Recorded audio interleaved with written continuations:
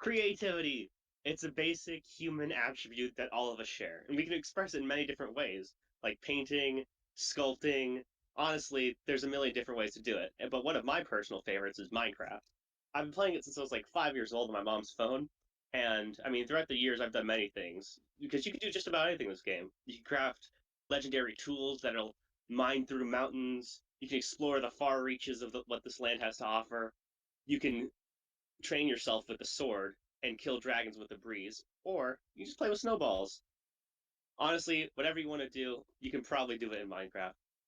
Now, one of my favorite things to do in Minecraft is building, but there's a noticeable problem here. This thing's half my height, and blocks are just so big in this game, and there's a limited number of them. You can't paint your own or sculpt your own, so you just have to work with what you have.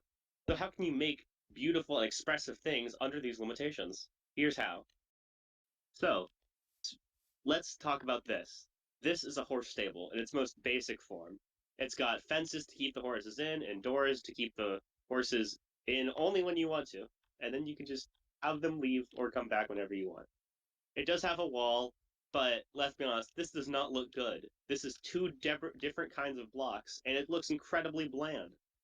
And if you were to make a horse stable in real life, it would look nothing like this. It'd have things like supports, probably, a roof to keep the horses safe. It'd have texture to make the build look interesting. And to add that texture in Minecraft, we can do things like add more different kinds of wood. You're probably going to stay with a theme and then build upon that theme. This one is made entirely of wood, so we can use different kinds of contrasting wood to make it look beautiful. For instance, birch is a very light type of wood, so you can use it to contrast the dark wood that's already there. So let's add a roof and a more interesting background. Okay, now this does look better, but this roof also just looks ridiculous.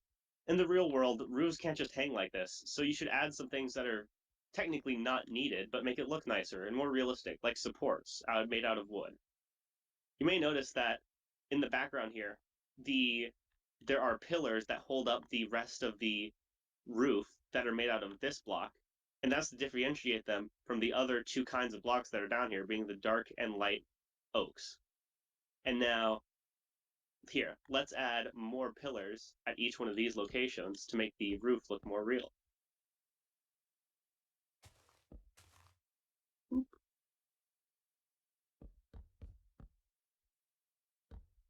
This looks good, but here, let's see what it would look like if it was all the way done. Ta-da! Now, this does look pretty good, but it's obvious it was made in Minecraft, to say the least. It's still pretty simple and very blocky. Things like this corner just jut out, and you can often use stairs in any sort of way to smooth out certain blocky shapes like this in Minecraft. For instance, right there, and now it looks more like a series of archways instead of basic cubicles. I can actually get the stair to face the right way. There we go. And now this does look good, but there's just a jarring contrast between, the stair and what the actual block itself looks like.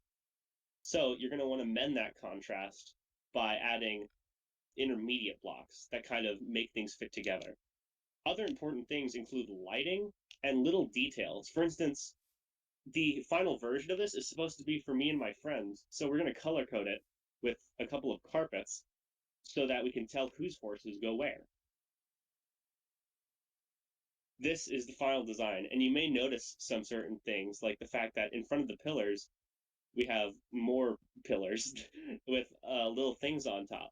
These are definitely not needed, but they add certain texture and depth into the build. Now on the inside, we've included certain important things like lighting through lanterns and torches on the corners. Things are smoothed out, and you may notice that those intermediate blocks that I was talking about before now exist in these two blocks right here that sort of smooth out the transition between the rough supports and the planks that are the spots where they meet.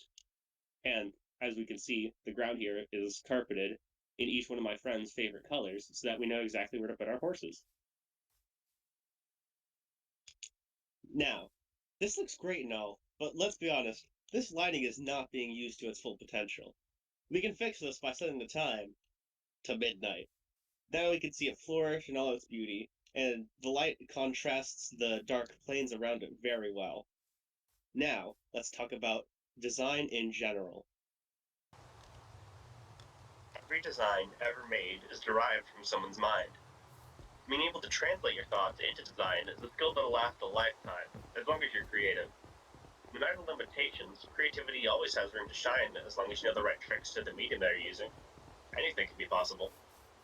An important thing to remember is that everyone has their own opinions, tastes, and ways of expressing their creativity. As a result, the best works are often a collaborative process. In fact, many of the buildings that you see around here are what came to be after running ideas by all my friends and getting their input on things. So, whatever way you like being creative, just remember to have fun